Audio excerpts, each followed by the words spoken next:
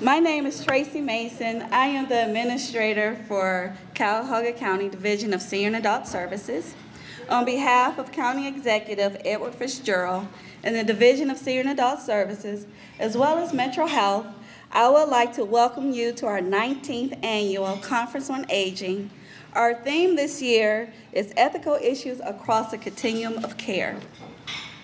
Through the conference, we hope to engage you in open discussion and dialogue around ethical issues and working with our seniors.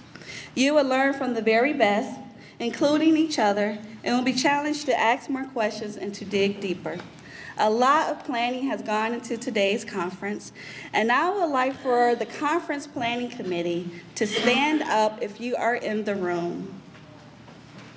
I guess they're all out working. Okay, we got a few.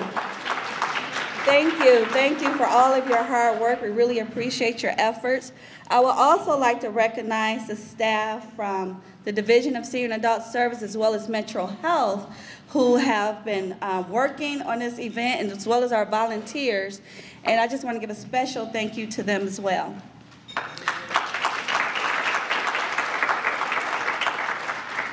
We are delighted to have partnered with Metro Health Hospital for the past 19 years. I would like to introduce you to one of our advisory council members of the Division of Senior and Adult Services, and the co-chair of today's event is Cheryl Braddis, who is a geriatric nurse supervisor for the Metro Health System. Thank you, Cheryl.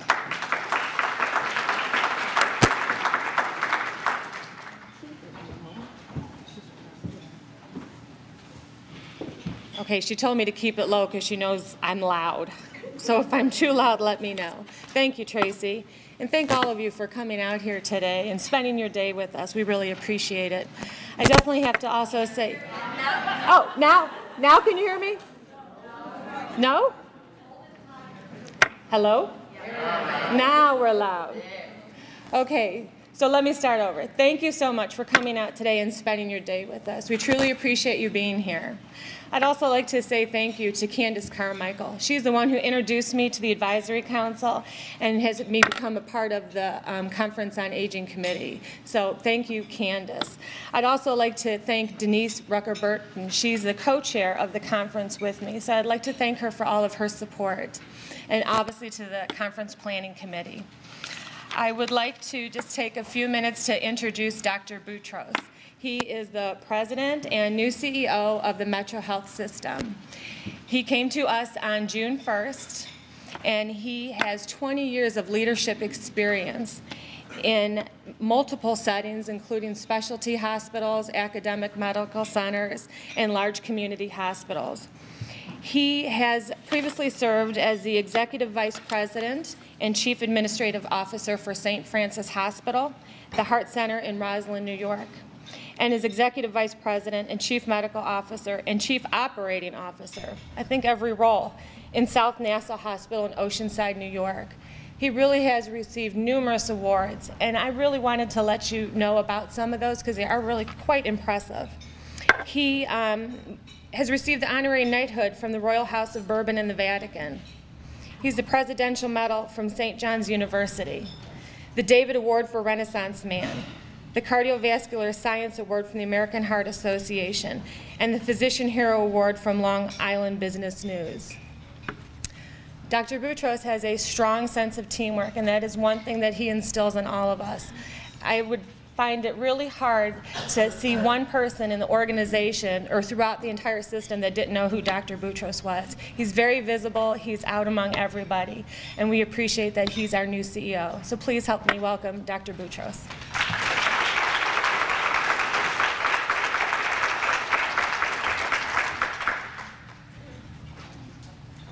Okay, I'm pretty loud. I think you guys will be able to hear me, right? You can hear me in the back? Good. Now, if you're wondering why I'm loud, I have 3 daughters. So I get to yell a lot. Well, it's a pleasure to be here with you. I wanted to welcome you to the 19th annual conference. It's really wonderful, absolutely wonderful for us to be doing this together with Cuyahoga County for 19 years. As you just heard, I'm Dr. Akram Boutros, and I am really proud to be the President and CEO of Metro Health, and equally proud to be here with you. Thanks for inviting me to be with you today. A lot of work went into putting this conference together, and it is through this conference that Metro Health, for the past 19 years, has strengthened its bond within the local network of senior health professionals. And each year, that bond becomes stronger and healthier. Metro Health just went through 6 weeks of rethinking of what our mission, vision, and values are. And we have a new mission and a new vision I want to share with you. Our new mission is leading the way to a healthier you and a healthier community through service, teaching, discovery, and teamwork.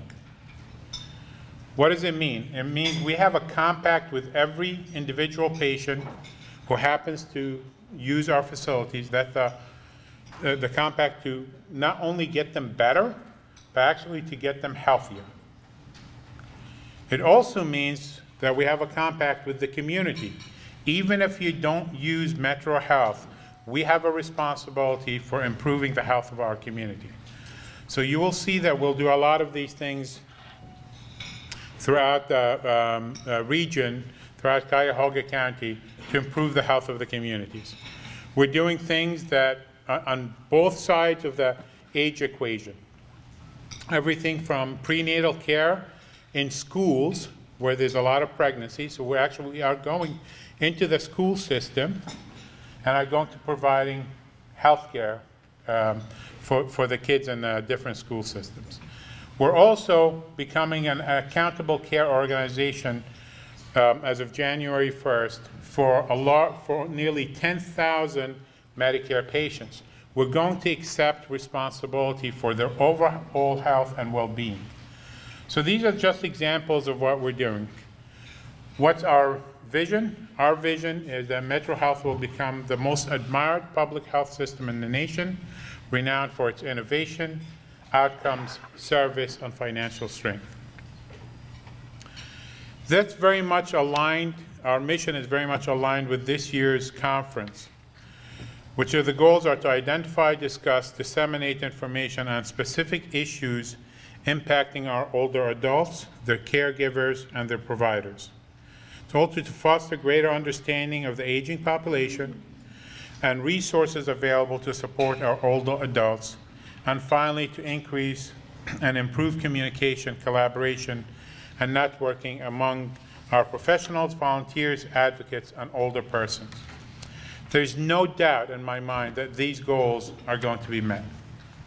Now, I am very fortunate. Although I am the youngest of 3 boys, I have 2 parents who are still with us. My dad is 89. My mom is 86. People have asked me, how do I know, how are they doing? I said, well, I find out every day when I call, because when they're arguing with each other, they're doing really, really well. But my father believes he's invincible.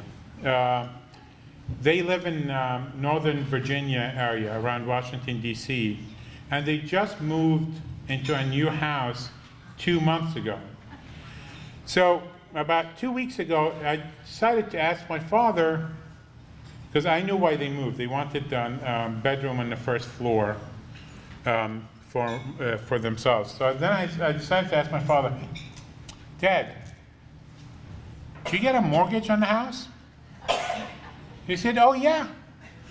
I said, how many years? He said, 20. I said, are you really planning to stick around for 20 years? He goes, I think so. So that's when I heard my mother groan in the background. So,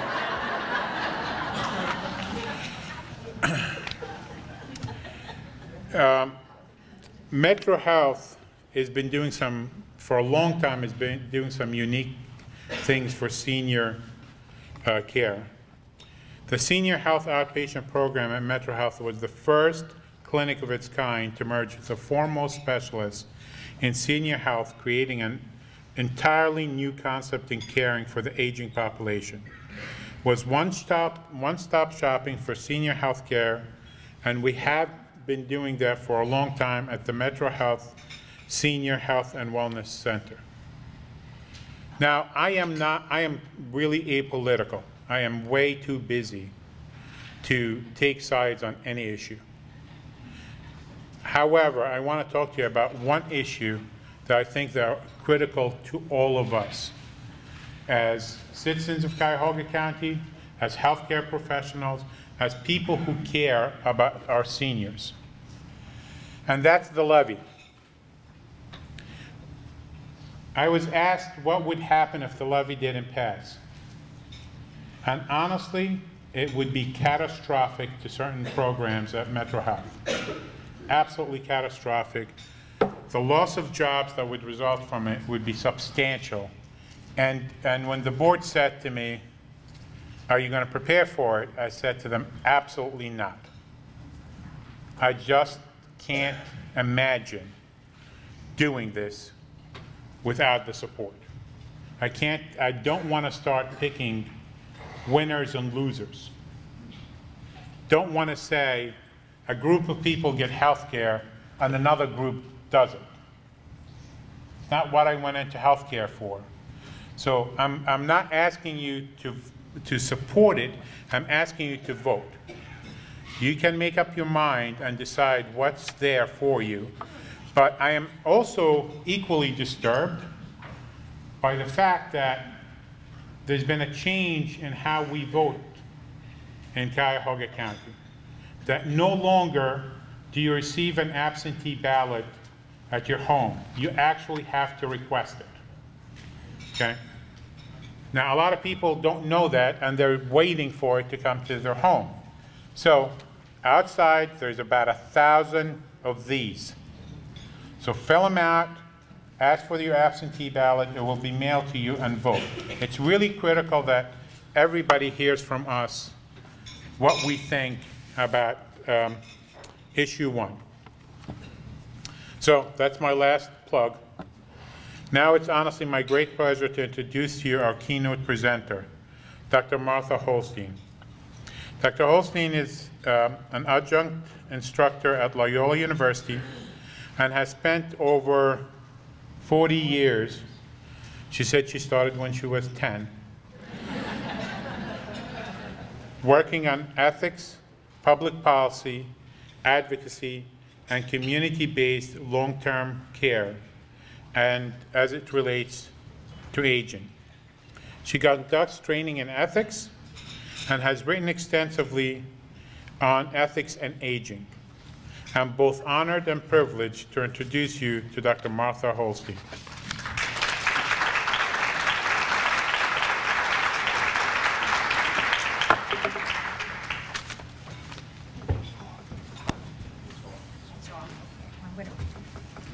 I am actually delighted to be here. I feel I got here yesterday late in the afternoon, and I already feel like I have some new friends here, and I mean that not in the Facebook sense of what a friend is all about.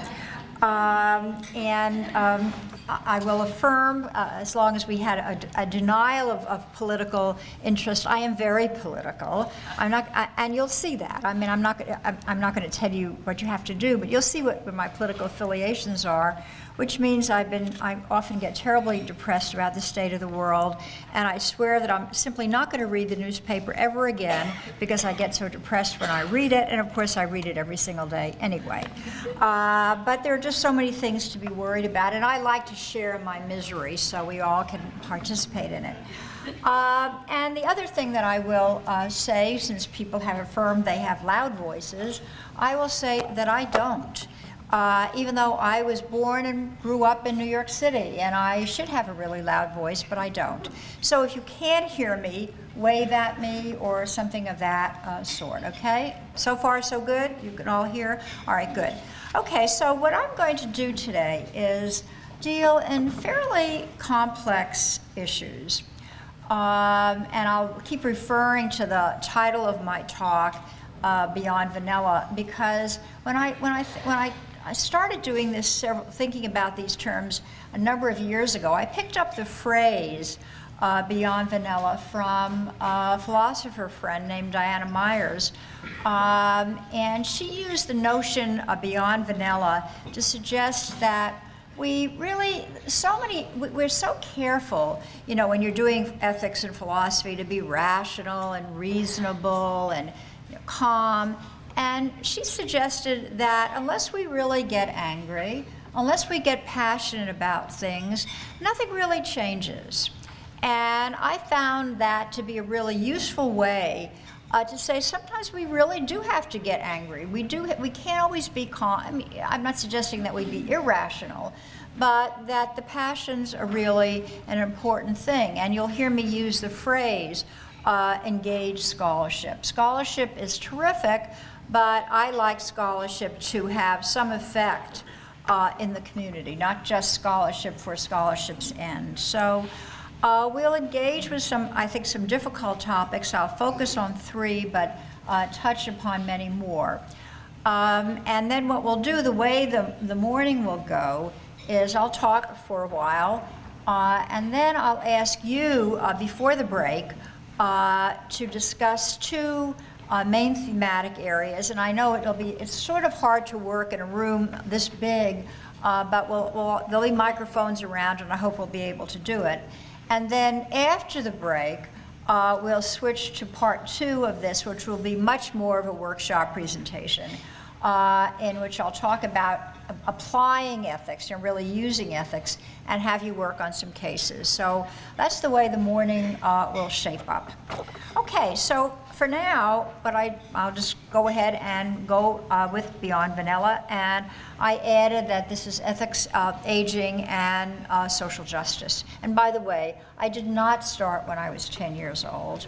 I was much older, and part of the reason I'm affirming that is that I think one of the most important things we can do as we get old, and I don't say older, I say old, is to own it, to recognize it, to own it, and try to reinvent what it's all about. And I do not mean in the language of positive aging, which I actually don't believe in. And you'll hear why in a little bit. Let me see, can I put this light on? No, I guess I can't. Okay, so basically, we come here together this morning, I think at a particularly difficult time in our history. It's harder and harder to get anything done in Washington, and all of that then makes a huge difference in what we can or cannot do here in our communities. We suffer from it in Chicago and in the state of Illinois. Of course, we're going broke, but setting aside that we're going broke, it's even worse and worse and worse now, given the state of the society in which we live. For those of us in the field of aging, and like me, perhaps aged themselves, we're no longer a favored population.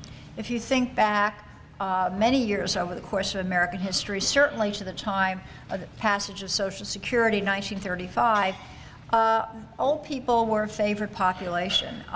We were the deserving poor. We were people that everybody looked out for. And one of your former residents here, the late Bob Instock from Case, Bob talked about it as compassionate ageism. We'll do things for old people because after all, they're so needy. But right now, that whole kind of positive response to people who are old is dissipating. It's disappearing. And we are no longer a protected class. And that's why you hear, and I'll mention it again, so much about entitlement reform. So right now, there are threats everywhere to the kind of things that I think we all care about. There are certainly threats to Social Security. I just read yesterday in the New York Times, Tom Friedman's column, and he proposed means testing Social Security and Medicare. And if I weren't coming here and had to leave for the airport, I would immediately ripped off a letter to I like to write letters to the editor, whipped off a letter to the New York Times explaining why you cannot means test Social Security and think you're going to preserve the Social Security system. It's just not possible, because then you would not get a broad participation. But in any case, the threats are real, and I think we have to be very alert to them. And there's no good solution for financing long-term care, and I'll be talking about that. As you know, the Long-Term Care Commission, which just gave its report, they had a very short turnaround. It was developed in response to the repeal of the Class Act. They came up with lots of ideas about what to do about long-term care, but no ideas about financing. The Minority Report, led by Judy Fetter, came up with some strong ideas about financing, but none of that is in the report. So all these things are really possible. And again, entitlement reform, you hear it over and over again. It's kind of the byword of the privileged. And the irony, I think, of it is the people who are saying we must reform entitlements are the very people who will not be harmed by any of those changes. They're rich. Congress is filled with millionaires, although they behave like, well, I won't say how they behave. But so anyway, I say that there's an atmosphere of threat for many of you who are younger than I am, for certainly our children and our grandchildren. So one of the things I'll also affirm is that you hear so much these days about individual responsibility. And I think that's important. I don't suggest that we indulge in, big layers of chocolate cake every day, and that we don't get any exercise or anything of that sort. I mean, I think individual responsibility is important, but what we have to also pay attention to are the underlying conditions that allow some people to be more responsible than others. And one of the things we hear more and more, as again with these threat to entitlements, well, people should be saving for retirement. Well, sure, we should save for retirement, but wages have stagnated. The median income is now lower than it was a few years ago. This is the first generation that are not doing better than their parents. We haven't raised the minimum wage in a number of years. It's fine for a millionaire to say, or even not even a millionaire, close to being a millionaire, that we're supposed to save, but it's not possible for everybody. And we're not being irresponsible when we don't necessarily have enough money to retire. So the market is good at distributing some goods, but it is insufficient when human needs are at stake, which is where we seem to be looking these days. But also, individual responsibility, besides not assuring that we have the underlying conditions that allow us to be responsible, is only one core value. So too are the values that connect us, the values that affirm we're a community. And I'm often shocked when I teach undergraduates how little sense they have of what I grew up knowing as the common good, as some sense of community. This seems to have eroded almost completely. So we can't age well, and we can't age well alone. We can only age well with the support of community. So when we want to figure out how to age well, we have to recognize that it's a profoundly ethical question. It's not merely a question of getting good medical care or getting good home care. It's an ethical question. It's about our obligations as a society to all of us, whether we're old now or we will become old. It's about assuring that we have the conditions that allow us to lead a good and decent life.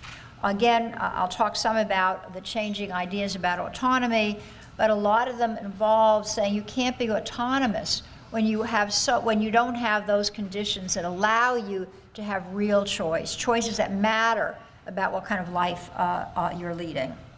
So if we're going to live a good and decent life, we mean to have to get care when we need it without exploiting others, that we're integrated into our communities of choice, and I mean really integrated into our communities of choice, and that we can carry out our life plans to the extent possible, and we have the economic wherewithal to live with dignity. I'll be focusing on some of those issues this morning. They take us beyond vanilla, beyond an approach to ethics that really doesn't rock the boat or challenge the taken for granted. It calls for an ethics that lays the foundation for changes in society so that even our more common ethical problems may be easier to address. Sometimes a changed context makes the ethical problems disappear. So let me lay out my central argument. It'll fuse everything I do today.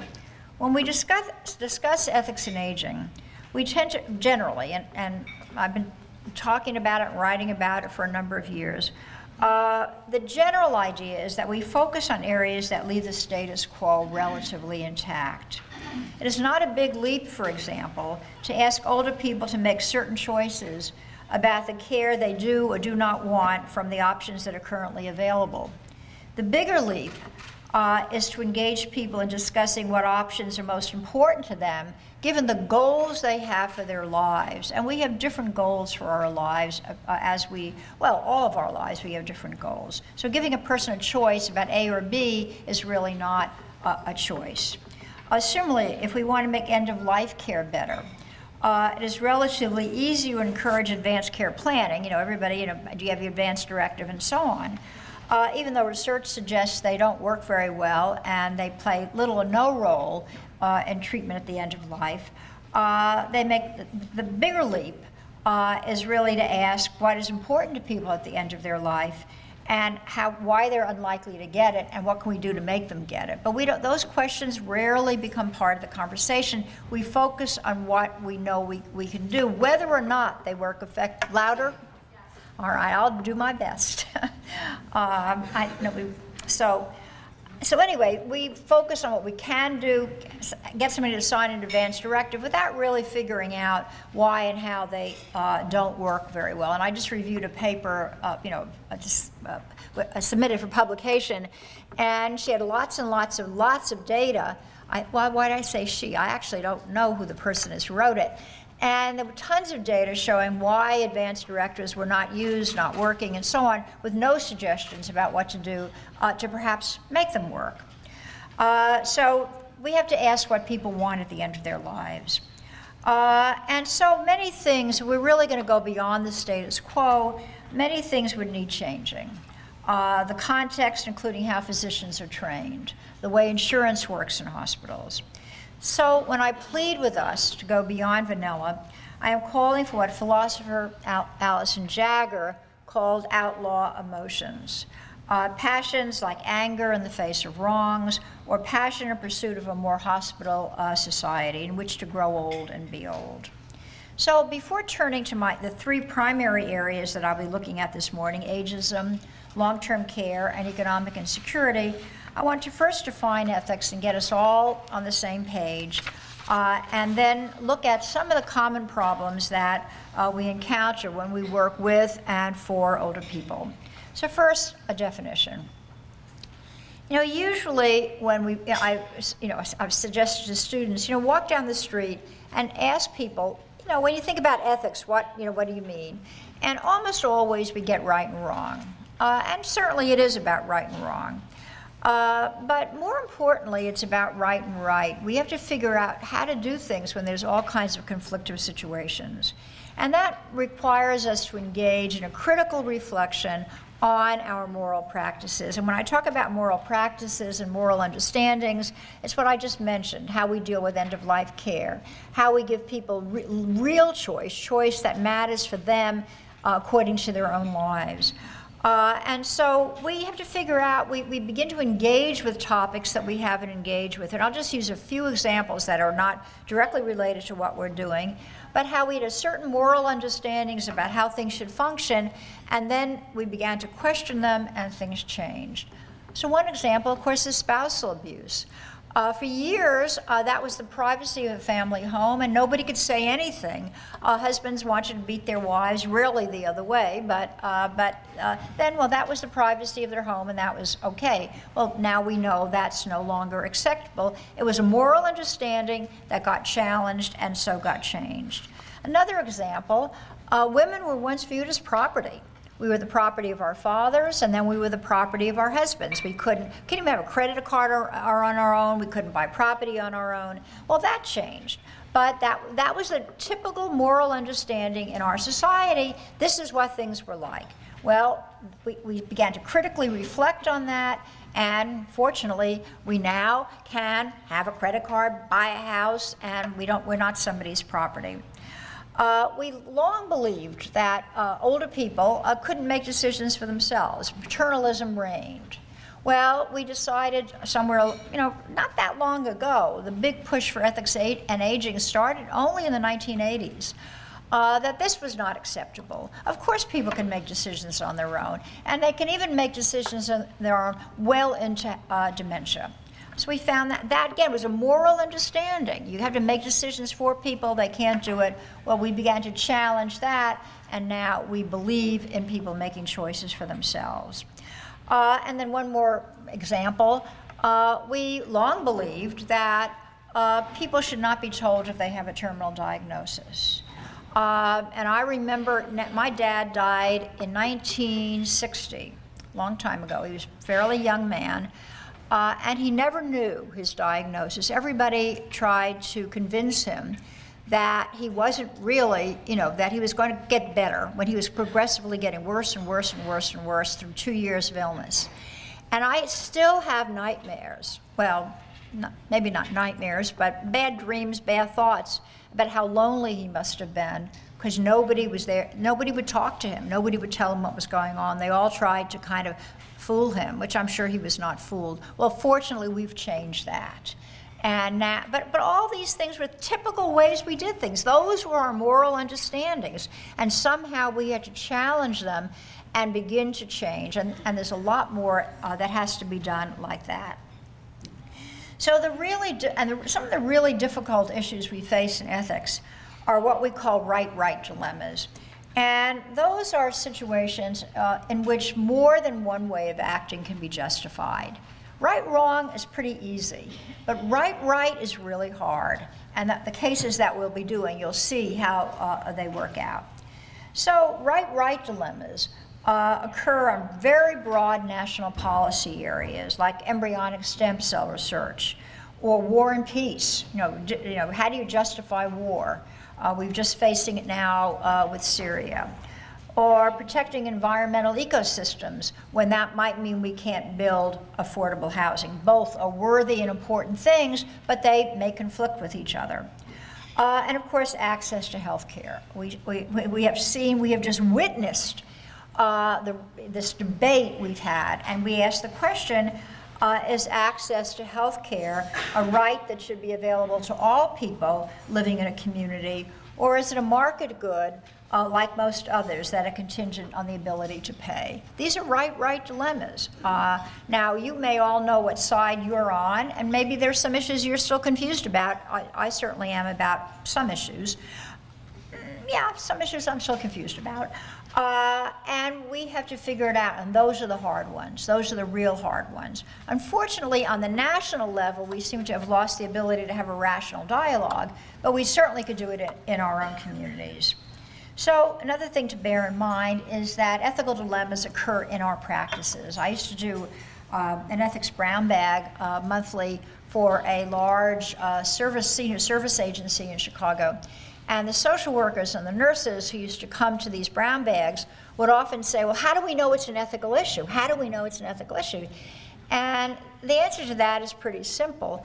If it's a dilemma that involves really important human issues, and you could defend more than one way of acting, one of the role of the ethicist in all of that is to help you weigh the options that can be justified. Then it's up to the person, the social worker, the nurse, the practitioner, to figure out how to do it. But first you have to figure out what is within the range of possibility that you can ethically justify.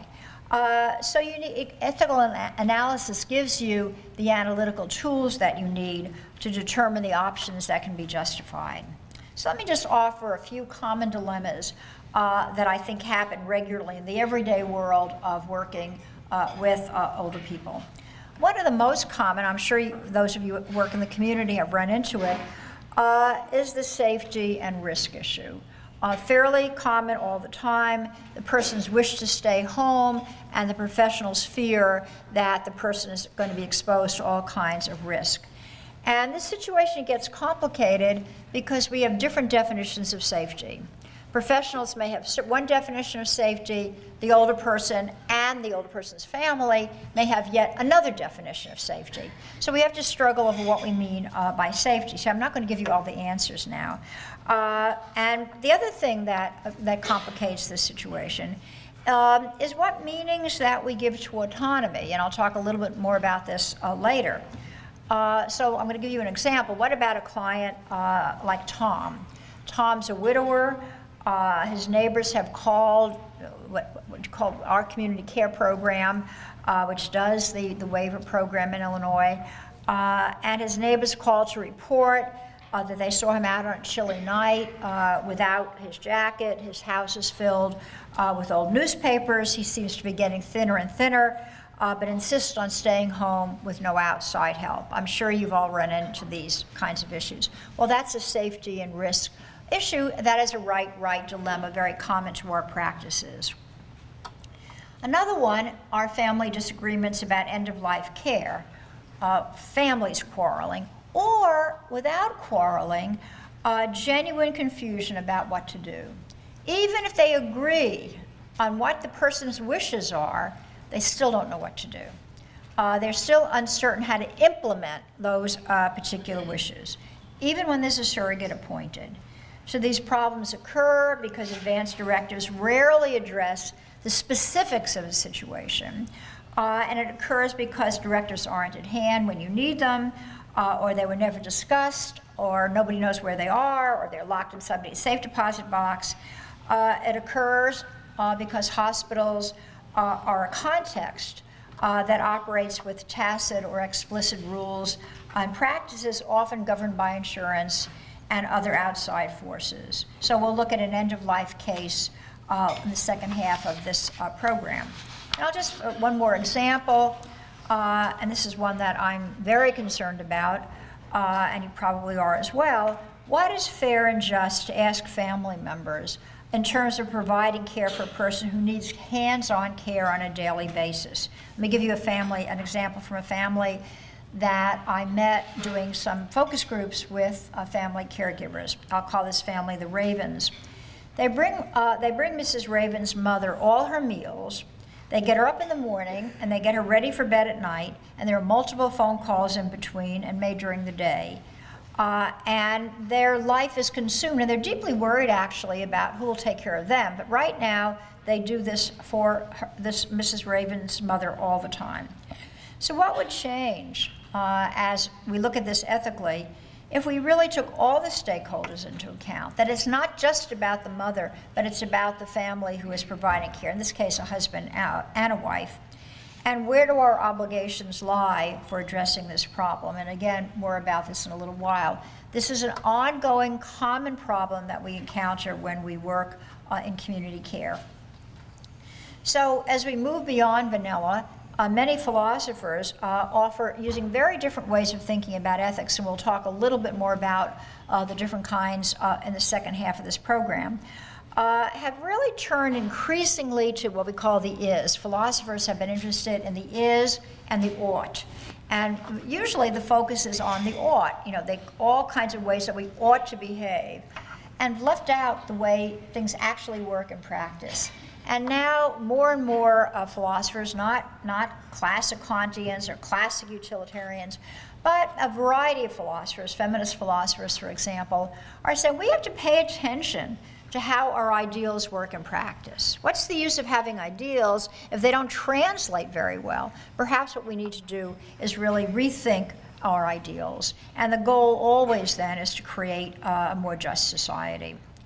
And in some cases, moving beyond vanilla is to talk about issues that we've never talked about before. And until women started entering philosophy, there's still not a huge number of women, nobody really talked about caregivers. What we really were concerned about were people functioning in the public square, relationships between equals. you know, this man and that man, you know, each standing alone in their own universe. But caregiving, which is inevitably involves intimate relationships between people, relations of dependency, vulnerability, never never became an ethical concern until more and more women entered the field, because again, there's no neutral starting place. We all look at the situations we encounter from someplace particular, who we are, and gender and race and religion are all very important. So moving beyond vanilla brought new subjects into the world of ethics. So if we move beyond vanilla, we would pay attention to issues like the following, and I'll talk a little bit, I'm going to touch upon the meaning of autonomy. In the early days of ethical attention to matters of ethics, autonomy became the key. It accomplished a great deal. I hear it over and over again in the community. But it's been understood in very, very narrow terms, extremely narrow terms. It's essentially a contractual model that focuses on choice and consent, and not on assuring that, again, the underlying conditions are there to make a meaningful choice. I don't know how you do it here, but in our community care program, a person is assessed by a case manager. They're, you know, said that you need 10 hours of home care, and the big choice is, well, would you like to go to A agency or B agency? That's autonomy, that's the choice. Well, that's important. I'm not saying we shouldn't do that, but that's not really autonomy. The person, is that a meaningful choice? And mostly it's not, because they don't know anything. It's not an informed choice. And people are very busy. They've got huge caseloads, and that's all they can do. That's what, you know, autonomy has been, in many ways, and I'm exaggerating a little bit, but autonomy has been reduced to that. And we need to give people meaningful choices that they can live in habitual ways, which is what most of us want. So there have been no challenges to the status quo. We control the choices that are available to people. You know, they can't have whatever they want if they need to stay at home. And we don't really ask about how the choices they would make would affect others, like their daughter or their daughter-in-law or their son or somebody else. And we would be asking those questions if we had a broader notion of autonomy. So the whole world of autonomy is in flux right now, and there's a huge amount of work being done with it, and I'll talk some when I talk about long-term care. All right, so another thing that I think if we go beyond vanilla, we've asked lots of questions about dementia, but our questions have not really probed very deeply beyond saying what's their decisional capacity or the validity of their advanced directives. You know, there is a debate as to whether or not the person with dementia is the same person they were when they developed their advanced directive. And I'm not going to get into a Dworkin Dresser quarrel, but whether or not you have to obey an advanced directive made when somebody was healthy when they're no longer healthy. But we have talked some about that. And it's only recently that we've begun to seek to understand dementia from the perspective of the person who has the condition, which would help us understand more about what our moral obligations are. And I recommend, for those of you who are interested in seeing it from the inside, I don't know if you've had a chance to encounter Dr. David Hilfiker's blog, a retired physician who worked a lot in impoverished communities, lives in Washington, D.C., and he was diagnosed with Alzheimer's a year ago, September. And he has a blog called Watching the Lights Go Out, and it's an incredible resource for seeing how he still can write, he still is very articulate, but he talks about what it's like to live with this condition, and it's a remarkable blog, Watching the Lights Go Out. And, excuse me? What was his name? David Hilfiker, Hilfiker. You should easily be able to Google Hilfiker or Watching the Lights Go Out. It's an amazing, but again, it's amazing because you see it from the inside, and we're seeing it more and more from the inside, particularly as we get early diagnosis, that people are able to still write about what they're experiencing. So I think that will really broaden our perception of what it's like to have Alzheimer's.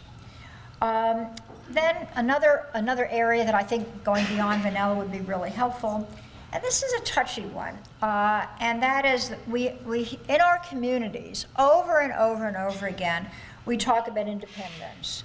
I remember this couple that I described who had taken care of Mrs. Raven's mother. Oh, my mother is so independent. And I'm looking, what do you mean? Why we insist on independence when you're bringing her meals 3 times a day, you're helping her get up in the morning, you're helping her get to bed at night, but my mother is so independent. And I realize we all want to be independent. None of us want to give up.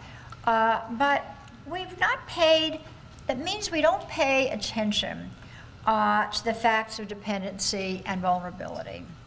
Barry Hoffmaster, if anybody's interested, he's a philosopher from Canada, and he's written a lot about vulnerability and what it means to accept that somebody is vulnerable and somebody is dependent, and what do they need from us once we accept their vulnerability. So until we acknowledge the full reality of what it means to be frail and dependent, we can't really know what vulnerability demands of us. Vulnerability in our society becomes a failure. We have not, quote, aged successfully.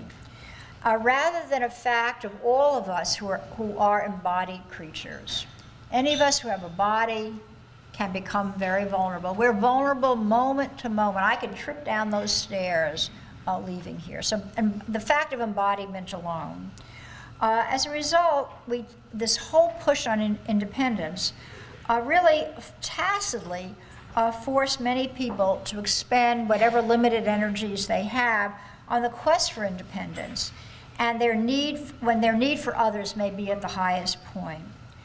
Research, and there's quite a bit of it, has shown that older people often compete with one another to show how healthy they are. And I quote from Maggie Kuhn. Some of you may remember Maggie, the feisty founder of the Grey Panthers. And I love to quote from Maggie. And she said, "I'll ask for a loving arm." She was quite willing when she would try to climb up to the podium when she was in her late 70s, when she really couldn't do it on her own. And she was quite willing to acknowledge that she needed help. And that's becoming very hard for people because we put such a premium on independence. I also love, I may as well tell you now, my other quote from Maggie that I use a lot, which is, "I'm an old lady and damn proud of it." And unfortunately, nobody picked up the war cry. So by accepting vulnerability as central to the human condition, it is more likely that social inclusion of the visibly dependent person will occur. If only we can see how much we all rely on others at all points of our life for our lives to go well, it may not be so hard to do it at 84. So I advise you all to pay attention to how we rely on others and really count on others. So these are just a few examples that touch upon what it might mean to do an ethics that go beyond vanilla. We would enlarge and rethink the concept of autonomy and ask how we can integrate this newer meaning into our practices. We would take what we have learned about end-of-life care and ask why so many get more treatment than they want, even when they've had an directive and told you what they thought they wanted.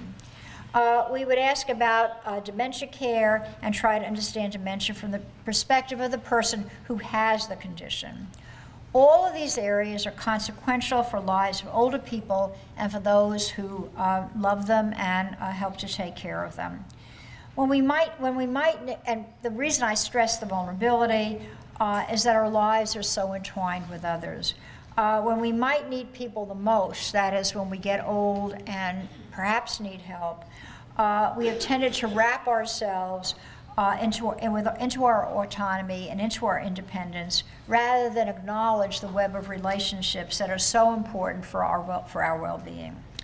So what I'm going to move now is to a more substantive look at 3 main areas. These relatively brief sketches at least gave you a sense of what it meant to go beyond vanilla. And now I'm going to look at long-term care, at ageism, and economic insecurity. Each of these 3 areas profoundly shape the way that we can grow old. They raise questions about justice and fairness and about basic human dignity.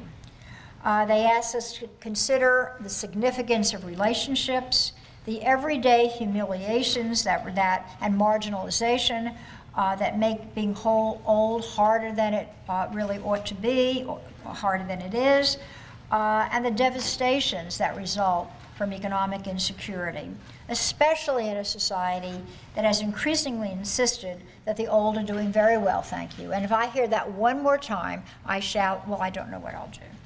But I'll do something. In each of these cases, where well-being is undermined, solutions are not always obvious, and when obvious, are not even easy to achieve. So I think this is the time for us to argue passionately and see what we can do. So again, and a heads up, in the second half of this program after the break, we'll focus on cases and we'll look at how one analyzes them. And then we'll consider different ways of approaching ethical dilemmas. So first, to caregiving and long-term care. And I'm going to be very blunt. I think the way our society counts on families, most often women, to be primary caregivers is exploitation. While such care is generally lovingly given, most women have no choice. Sometimes we use the example, look how many hours of care women give, as if that's proof that all they want to do is spend all those hours giving care. But for many women, particularly those too poor for Medicaid and too rich to hire people, the only choice really is do it or abandonment. There aren't not real choices. So it's not like people are choosing to do it. And again, I've done a lot of focus groups with caregivers. I know how committed they are, how they think nobody could do it as well as they can, but there's got to be something else besides them giving up their lives to do it. So we don't have expectations from anybody else to do that. We don't expect it from men, even though men certainly contribute. But we don't expect it from men. Women, we expect it from. And families can only do so much. I mean, they have lives. They have all kinds of other things. So for starters, then, I think we must not assume that family members are available to do all the necessary instrumental tasks. And I separate instrumental from other. Instrumental is bathing, feeding, doing all those kind of day-to-day, getting up in the middle of the night to change the sheets when mom's wet the bed. Family members have other important responsibilities that sort of center on memory keeping, on identity preservation, on meaning making. And when you're changing sheets in the middle of the night or running over to your mother's 3 times a day, you don't have time for these other things. And I think we need to carve out a space that families can do some of those things.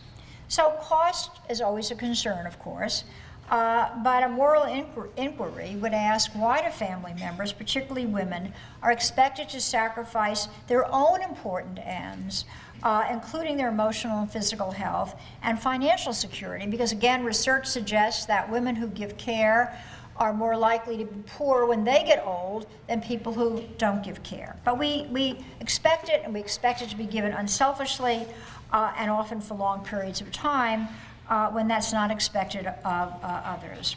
So this is, I think, a very serious and ongoing problem. And class and gender really exacerbate the injustices that are involved in caregiving.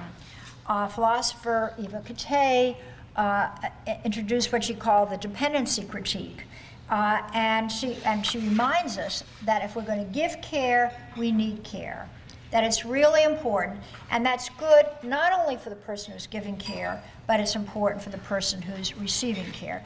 Perhaps there would be less abuse or neglect if we didn't have caregivers who were just constantly putting out and spending money that they don't have. I remember one woman describing, now that she was home all the time with her mother, how her electric bill went up, because in the winter she had to keep the lights on for longer.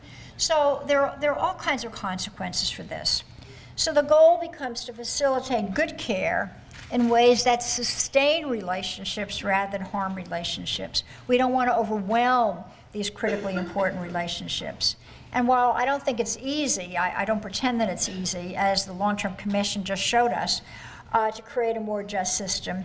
Naming and noticing the problems can encourage us to be less patient with modest adjustments to the status quo. And I know about respite care, and I know about support groups. These are all very important, but they do not change the necessity of the woman providing the care. And for those of you who've recently read an ARP report, the care that women give is worth $450 billion a year, which is more than Medicaid spends on long-term care. And this is called, as you know, informal care, but it's hardly informal. I mean, it's not like mowing the lawn or paying a bill. You know, if you got to change the sheets, you got to change the sheets. And one more issue. Well, we know that families are the primary caregivers, which really, we continue to use the term family caregiving. The usage, I think, unintentionally effaces the work that women do, and care is work. It's really critically important work.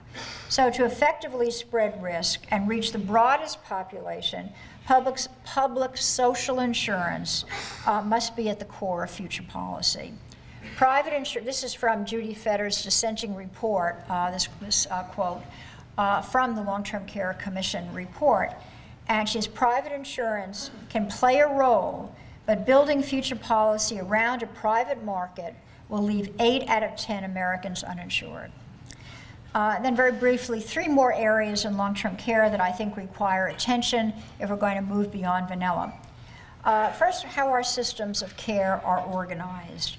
The instrumental features of bed and body work, and the focus is on discrete services rather than on the broader notion of what does it mean to care. The demands of a bureaucratized system and an often commodified system. That is, and I don't want to offend anybody in the room, but commodified system means we sell services, home care services for profit. In Illinois now, it can go to any willing provider, and I'm not sure about what happens in terms of quality control. And this has been a debate that goes back to the 1970s, when I remember it happening in San Francisco over who can provide this kind of care. But what we impede when we don't focus on relationships, when we do this bed and body work, leads to what actually a Dutch philosopher called the pit stop model of services. If each service is a discrete activity, benchmarked by the clock and not the person's habitual ways of living, like I'm used to having a shower every morning at about 6:30. Well, if I was getting home care, I might not get it till 11 o'clock or 12 o'clock, and I might not get my coffee in the morning. Well, autonomy is really living in habitual ways, familiar ways, that you recognize all these things that are important to you. But a pit stop model of services can't do that. And now again, I'm not suggesting this is easy or that the money is easily found, but I'm talking about ethics. I'm trying to talk about what I think is socially just. And so a common commitment to person-centered care, which is what we call it in Illinois, commitment to individual autonomy, really has no way of dealing with any of these kinds of issues.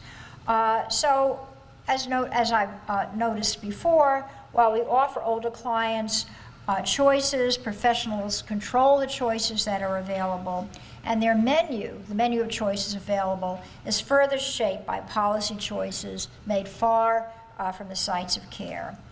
Self-directed care, depending on how it's organized, might broaden the scope of choices. So moving beyond vanilla more generally would mean a commitment to the central value of care. Care need not be patronizing or infantilizing or disregard claims of justice. An emphasis on care simply recognizes, and I quote, the deep and perplexing problems associated with chronic disability and dependency. It's from George Agich, another philosopher. And we then require a broad commitment to care. And even the seemingly unequal power relationships need not result in domination if the caregiver and care receiver have mutual regard and respect for one another. So those are some of the areas that I think moving beyond vanilla in long-term care would require. Let me turn now to ageism. Ageism is a deeply, deeply personal and distressing area from me. I've been working on a chapter. I'm writing a book on gender and aging, and I've been writing the chapter on ageism now for about, well, it feels like I've been writing it forever, but it's been about 2 months. And I find it more and more distressing, and we'll have a conversation about it after I get done talking. And that's because long-term care and economic security, I can think of solutions. They're not ones that are easy to do or that I think the money, but ageism, I don't know how to solve it. And I'm going to ask you to help me do that. So we'll note it, you will get acknowledged in my book. So I want you to help me think about that. But anyway, moving beyond vanilla, leads us to confront the persistence of ageism, a morally problematic form of discrimination that is enacted in everyday life, and it's almost unnoticed by its perpetrators. I notice it, but most of the people who do it do not. It's woven into the fabric of everyday life, it's everyday discourse. The common sense nature of ageist responses allow them to persist in ways that would not be now acceptable for sexual discrimination or racial discrimination. I was writing some of these words in a plane, and the flight attendant walked by me and just, well, hon, what can I do for you? And I thought, I'm not hon. You know, who do you think I am? You know, you wouldn't do it to a man. Why are you calling me that? Too often I'm referred to as young lady, sweetheart. Both terms are very patronizing and very demeaning. Can a person you've just called young lady, even though she's twice your age, be seen as an equal member of the community of peers? No, not possible. I've had encounters with waiters, with restaurant managers. You know, I think anger is a good emotion, and explain why it's not okay to call me young lady. So and Jon Stewart, for those of you who are fans of The Daily Show, as I am, Jon Stewart is very ageist.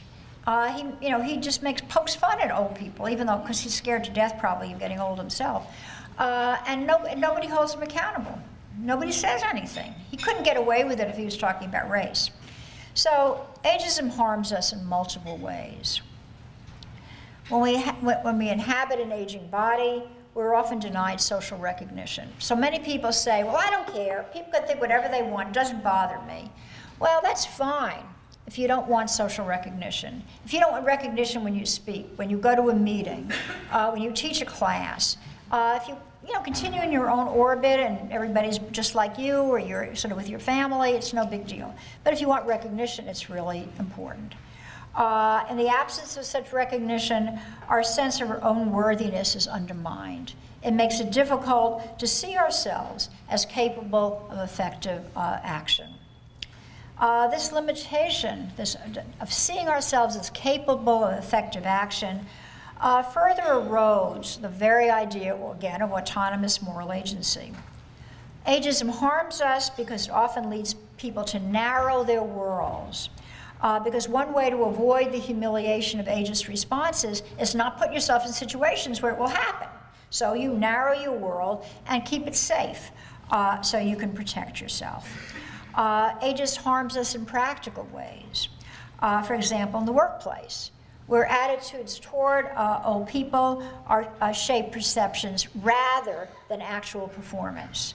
Managers decide in advance, because a person's old, you see what you're looking for, and you discriminate on the basis of that rather than what the person is actually contributing.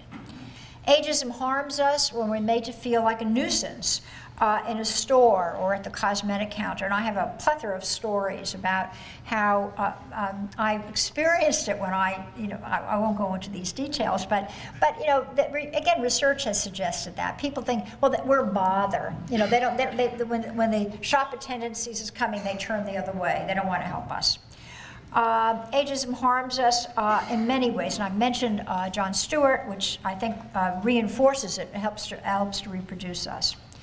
Ageism is reinforced every time an older person is called a geezer, and I just saw it in a book that I recently finished by a very good New York Times writer.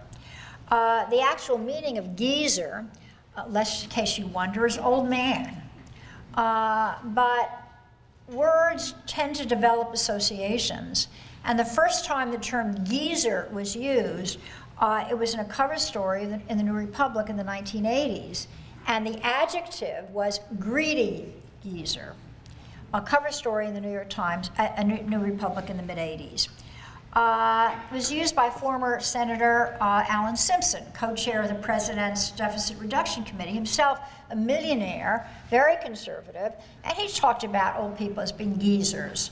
Well, this is pretty discriminatory language. Mark Leibovich, whose wonderful book called This Town I Just Finished, about living in Washington, D.C., and it's really a great book.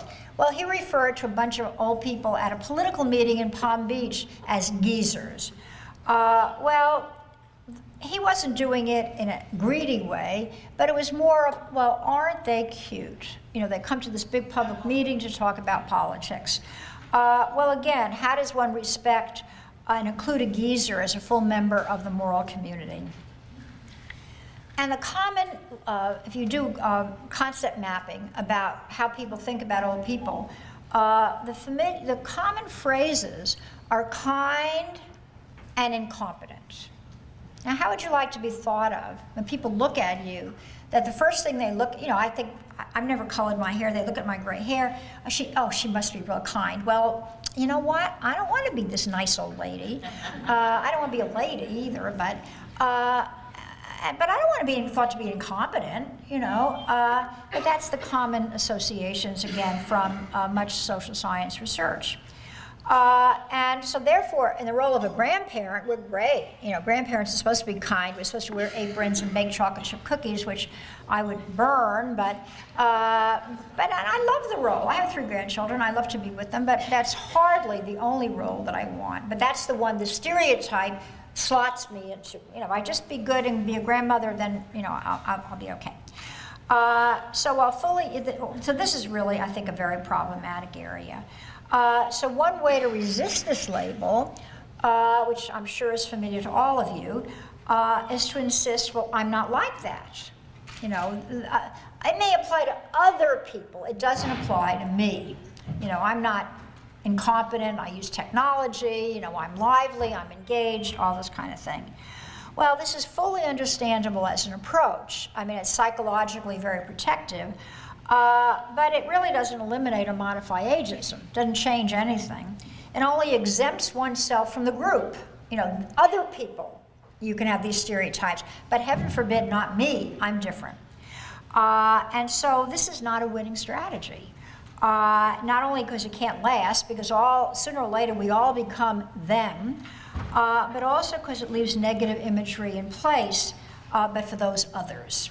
And we can't, and I don't think it's even possible to exempt ourselves.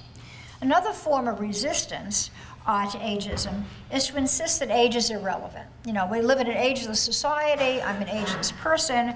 You know, 60 is the new 40. Well, again, while all these forms of resistance provide psychological protection, they do nothing to resist ageism. In fact, they reinforce it. And they reinforce it by assuming the best way to deal with aging is to deny its existence. We don't try to deny any other period in our life, but I'm ageless. Age is irrelevant. Age doesn't matter. You know, 60 is the new 40. Agelessness as a stance makes it hard to acknowledge the real changes that happen in our bodies and our psyches, even when we feel much as we did years ago.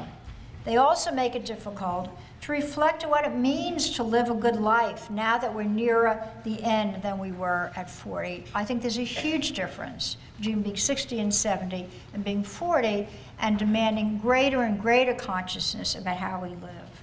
So a question to ask ourselves is, why is it that efforts to speak positively about aging result in a denial of aging? To resist ageism by denying the facts of frailty and extolling a picture of the vigorous aged engaged in pursuits that will wear out most 30-year-olds is to perpetuate the idea that frailty represents failure, and that if we only had lived right, we all could be in rousingly good health at 92. I'm committed to the belief that old age itself has value.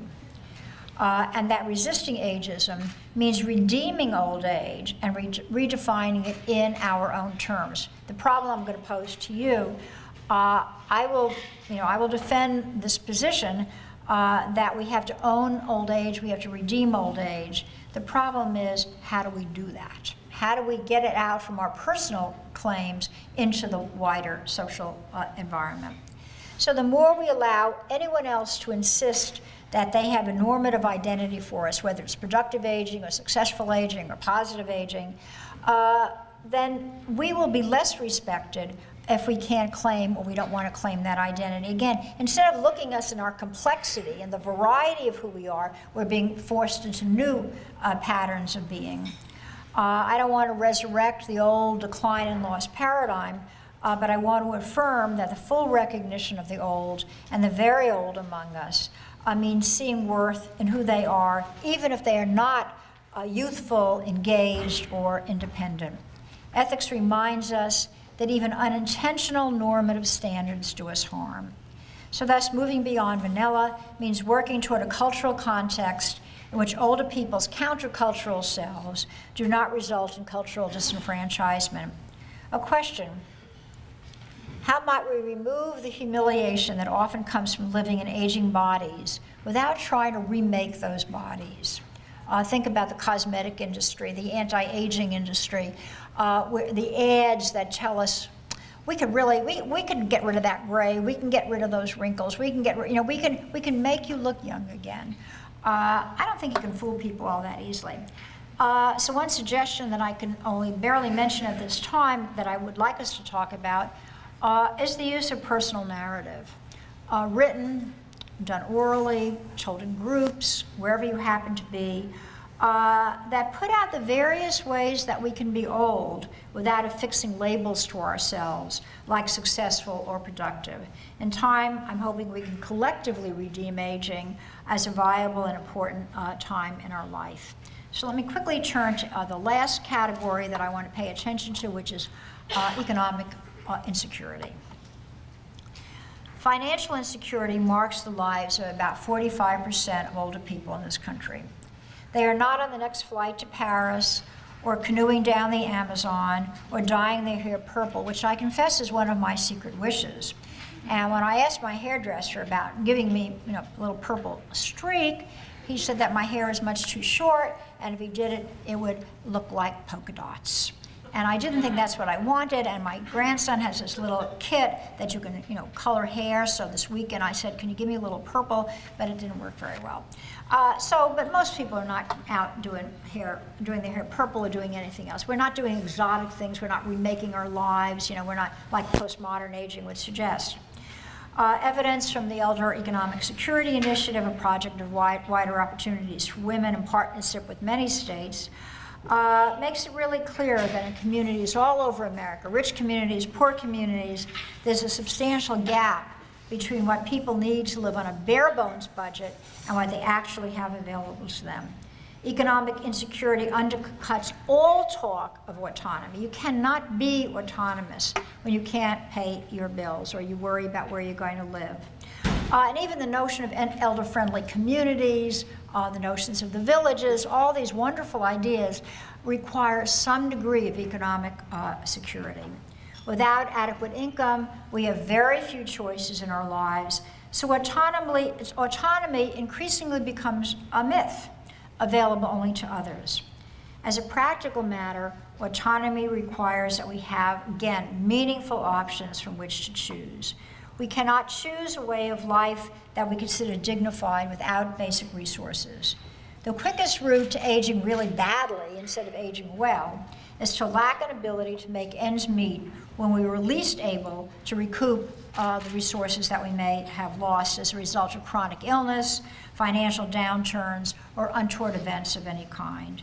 We cannot age well when we can't pay our bills. Without adequate income, our dignity is challenged on a daily basis.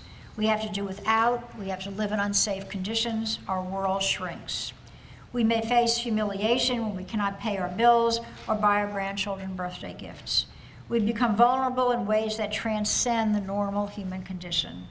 We often lack the minimal conditions for what is necessary for living a human life in our country, not in India, Pakistan, and Nepal, but here in this country. All around us, We see ads that show us tan, slim, beautiful women and men in some exotic tropical paradise. With many public, many public figures think that's what everybody is supposed to be like. That's how we're all living. We're all, flying off to Tahiti and frolicking in the sun. Even when, you remember Sally Fields, when she was doing ads for Boniva, but she was hopping down this beautiful hillside and everything else, while they were telling us all the catastrophic things that could happen to us. Watch, by the way, ads, drug ads. That when they begin to tell you all the terrible things that could happen to you, notice the backdrop. They're always lovely, romantic, family.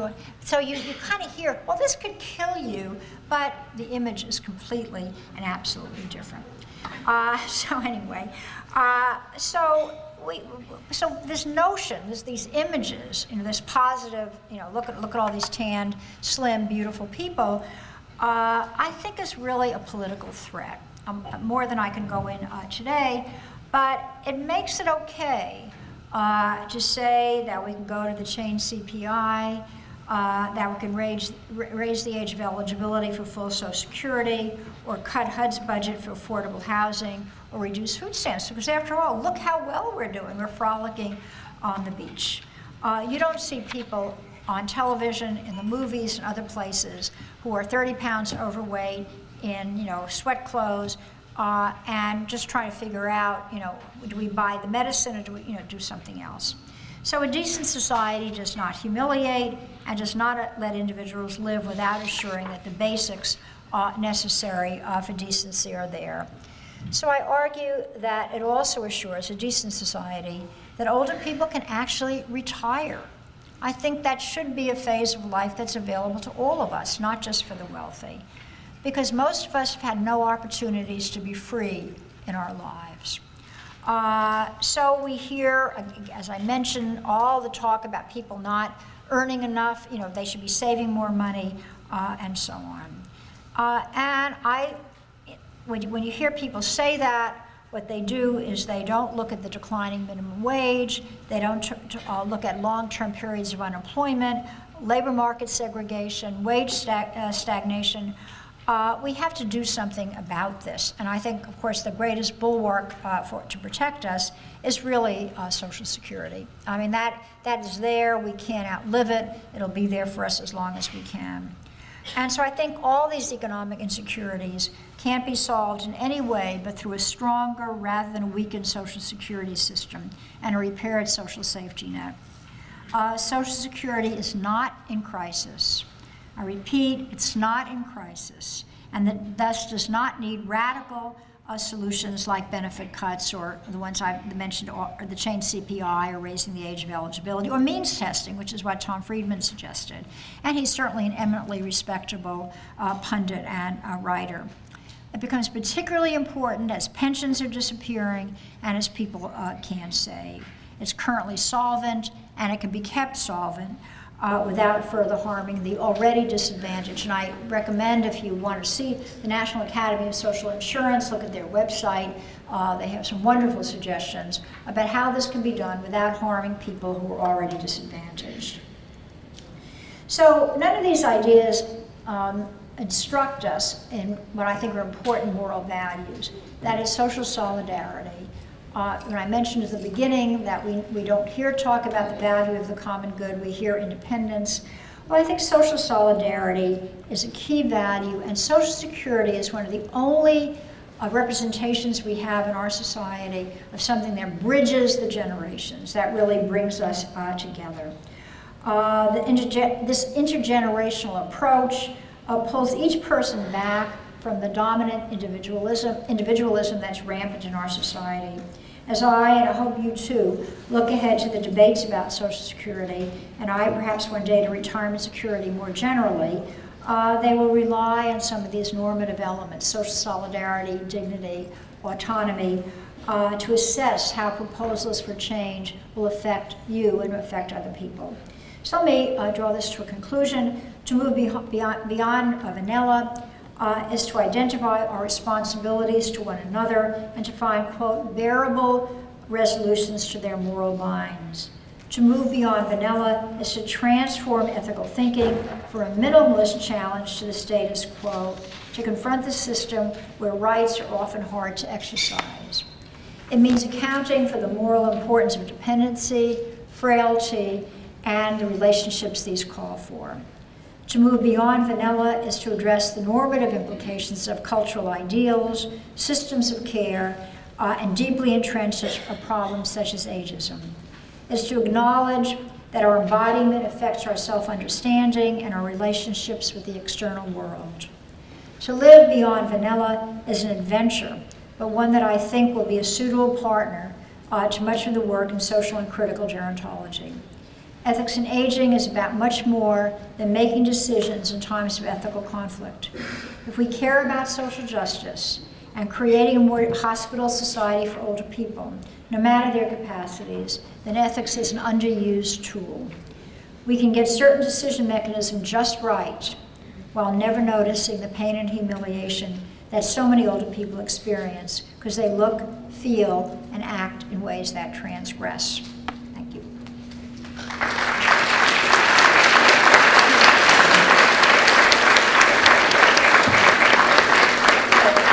Now we have 15 minutes until the break. And what I'd like to do is invite you first, and there are microphones floating around somewhere. Invite you to do two things. One, to ask any questions that you may have. And secondly, to see if there are any areas, any ways that you think we can successfully mitigate the effect of ageism in our society. As I told you, that's one area that I feel I've identified the problem, and the only possible movement toward it is this use of narrative. You know, getting more and more people to tell their stories, that we can infuse the broader society with the diversity of what it means to be old, not categorize us in certain ways. So first I invite any questions that you have.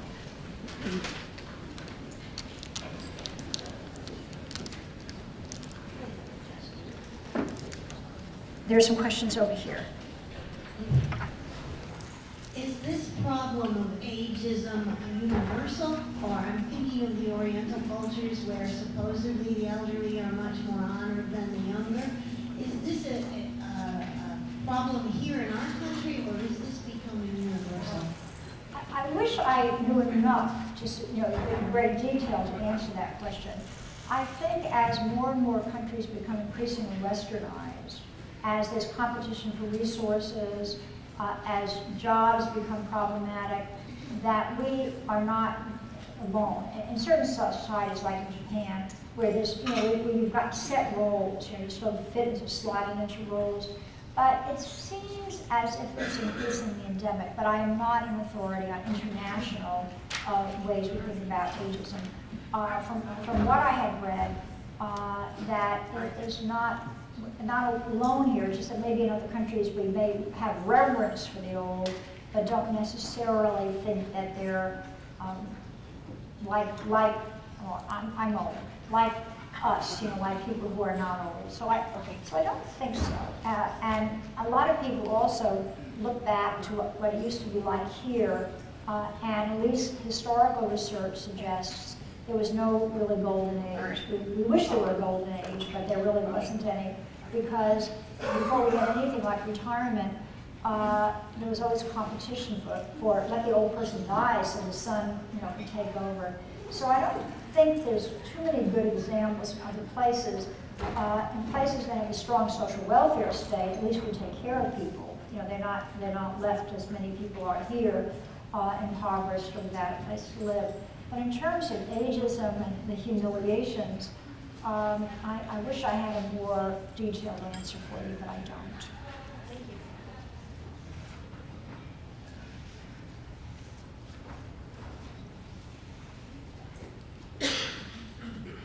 I just had a question about the statistic. You said what percentage? Like you, I have a softer voice. What percentage of people are living without the means of covering their basic bills? I missed that percentage. Well, I think the statistic I gave you that was 45%, which nearly half of the American population, and mostly women and people of color. Because women worked in the segregated, job market, so our earnings were lower and have historically been lower. Women have not worked in jobs where there was pension coverage, and they've not been able to save. They've also had the kind of work history that took time out for caregiving and other things. So even their Social Security benefits are lower. So it's pretty substantial. And about half of all women have their only income is Social Security. So it's a pretty, the Elder Economic Security Initiative, if you're curious about it, you can look online. We had data for 106 counties in Illinois, and it was remarkable. In Cook County, Chicago, Cook County, suburban Cook County, and even in the poorest parts of the state, parts of southern Illinois, there was a gap between the anticipated income of people through Social Security, through other means, including public benefits, and a bare bones cost of living. And it was pretty shocking how wide that gap was. So it's a pretty substantial problem, and it will get worse because of what we see happening in the job market now, the lack of jobs, the stagnation of jobs. We're not going to it's going to be really hard to catch up. And as long as women, it goes back to the caregiving issue, as long as women often need to drop out of the workforce or reduce the amount of hours they work, the harder it will be for them to make it in retirement. So they all compound each other. And with all these threats to Social Security now, it will, especially for people who rely on it for at least half their income, or in some cases all of their income, even the change CPI will, first of all, it doesn't apply, the notion that you can change the way you do the Consumer Price Index to give you increases in Social Security, the change CPI doesn't work very well for what older people spend their money on. The change CPI works if you can make a choice that you buy chicken instead of steak if steak goes up in price, or apples instead of grapes. You can move around the way you spend money. But for most people, who are older, money goes to healthcare issues, goes to keeping a roof over our heads, and you can't do without them. And you have no control over the prices. Do you ever try calling a hospital to try and find out what they're going to charge you for a particular service? You can't find it out. And Medicare will cover much of it, but our supplements will keep going up.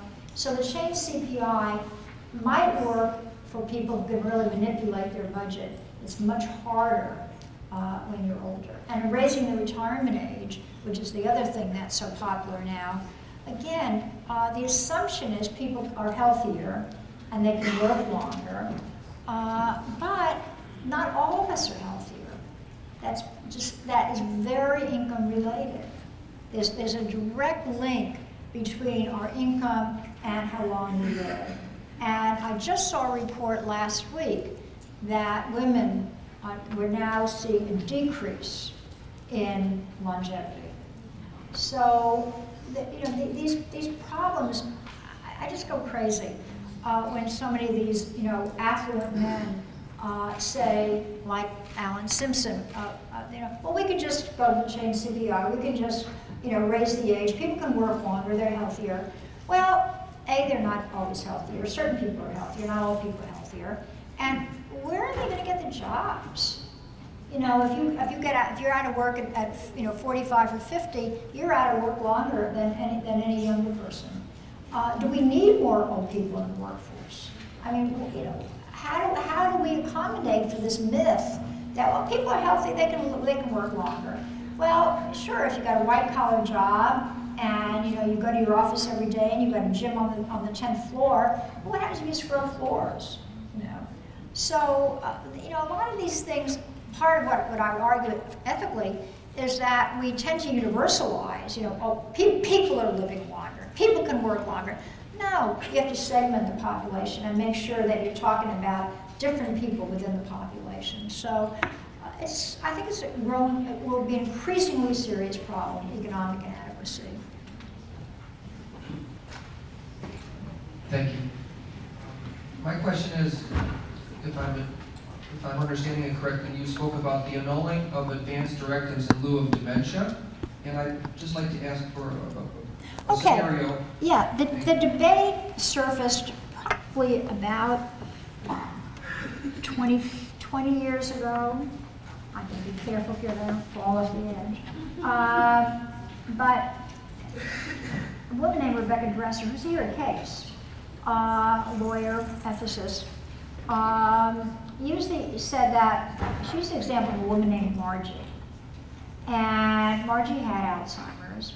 And Margie would read mysteries, but of course she'd read them upside down, or, you know.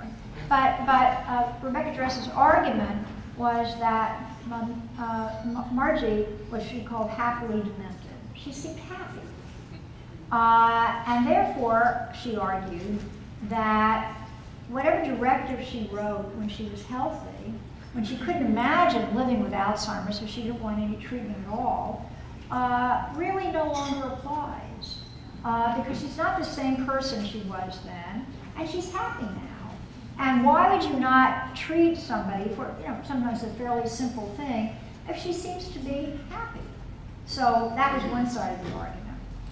Ronald Dworkin, on the other hand, who just recently died, in his book called Life's Dominion, quarreled with Dresser and said, no, the important thing is what he called sedimented life preferences, but that what we really want to honor when somebody has dementia is what they really thought and was important to them across their whole life.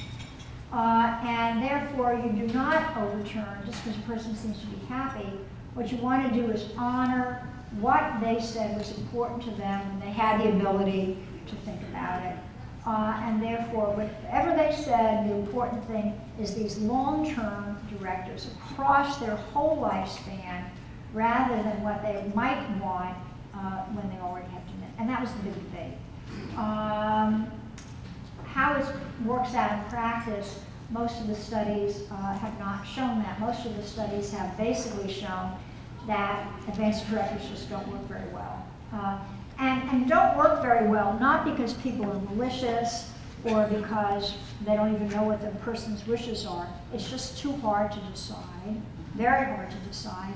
And hospitals have their own mechanisms for how they operate, and they simply, they just don't come up, especially if they don't have the directive on file at the hospital. So it's how do we improve them? And we'll talk about that later, you know, in just a little while. So is anybody going to have suggestions about how we deal with ageism? Aren't you going to help me? Aha. There's people going to help. Get them a microphone quickly. My issue is, and this came up in working in hospice, many years of working in hospice, is that end-of-life decisions are very difficult, and informed consent and understanding of the decisions that you're making is a big part of it. And I always talk to people about how do you educate to address end-of-life issues. Well, it's the same issue with ageism. You educate from the time that they're little kids, and you start talking about we all have a lifespan. Animals have a lifespan. Plants and trees and bugs and birds and people have a lifespan. And in that lifespan, we grow, develop, mature, we gain things, we lose things, we gain things, we lose things, all through our lifetimes. Our physical abilities, our mental abilities, our tangible properties, we gain and lose. And so we grow and change and develop throughout the lifespan. And so when we are old, we lose physical capacity, but there are other things we gain, such as wisdom from our life experience. So if we educate children to embrace those changes and that growth and the losses, because they are right. part of Oh, our life, yeah. then when we get to our old age, we have a more reverent concept of what that means. So that just because Grandpa takes 20 minutes longer to walk down the hallway than we do, that's okay, because he's earned the right to walk slowly now. So I think that's one of the things that bothers me about what happens in our society, is that we, like there's a radio station that I always listen to from the area that I used to live. And they say, this is a family-friendly radio station. What a great radio station. Your kids can listen and not be affected by anything that's playing, the rap music and all the rowdy lyrics. But one of the main conversations that is on that radio station every single day is about a cosmetic surgery. Every single day, talking about if you don't like your body, change it. If you have wrinkles, change them. Get rid of them. If you need a tuck, if you need anything, come to this center and we will fix you right up. So again, it's not embracing who and what and where you are in your life. So I think we have to start with little kids in our education system and bring them all through, all the way along. Emphasize lifespan instead of just youth, beauty, money, and power. Terrific, thank you. And may I say,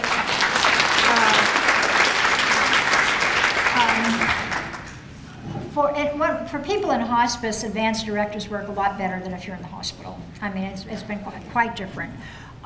So one thing that is introduced to young kids, because I've noticed with young kids, they may notice things about a grandparent, gray hair or whatever, but they don't judge them. The judgment comes as they live in our society. So you wish everybody would be like a kid. Oh, grandma walks a little slower, or whatever. Yeah. And to call attention to the radio station that does what you said. I'm so upset with myself that I didn't write an angry letter to Jon Stewart, who I watch The Daily Show all the time. Why did I let him get away with it? His kind of ageist descriptions. So one idea, and again, is that we all grow old, we all change, and I think that's a terrific idea. Thank you. Yeah, I totally agree with her, because I remember when my son was about 4, and we were visiting my parents here in Cleveland, and he was following Grandpa all around, and Grandpa went into the bathroom that morning to, clean up, and so Will went in with him. And then Will comes out, and my mother and I are sitting in the kitchen, and he says, Mommy, I want to be like Grandpa. And I said, okay, that's good. He says, help me take my teeth out. Grandpa put his teeth in a cup. And he thought that was the coolest thing. So I had to explain to him how Grandpa now was. Anyway, I think that one of the key ways we can go about changing the ageism piece, as well as all the other pieces, the long-term care and the economic insecurity, is through policy. And I got a little twinge when, and I really respect him, and I'm so glad that he's come to Metro Hospital. Dr. Boutros saying that he was too busy to be political. You cannot be ever too busy to deal with policies that are going to impact your present and your future. And that's what we need to do. And in changing, how we help people's opinions and people's views, we've done that through policy. We continue to do it through policy. Me, my son, kids after, they go to school and they see people different than them, and it's normal to them. It's like, how could, anything be different? Well, we fought to do that, and we fought through policy to make those changes. How do we make the changes about women in the workplace? Through policy. We fight to do that. We have to continue to do that. And 50 or 60 may look different, but it's still 50 and 60. It's still 70. It's not the new nothing. You are still going to be faced with these issues unless you get on that soapbox, unless you get in the street, unless you get in your legislative space, and you demand that policies reflect what we need, our current environment, our future environment. Policy change our pensions. policy change, you know, the way Social Security worked, okay? Being able to have your own full Social Security and not have to choose between yours and your husband's. That was a policy change. That's not how Social Security first came out. Policy impacts your ability to advocate for your clients. Policy is the way that we can reflect what it is we want to see.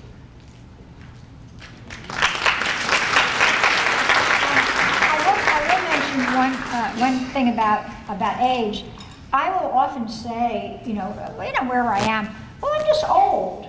And you know what? The response I get is, oh, no, you're not.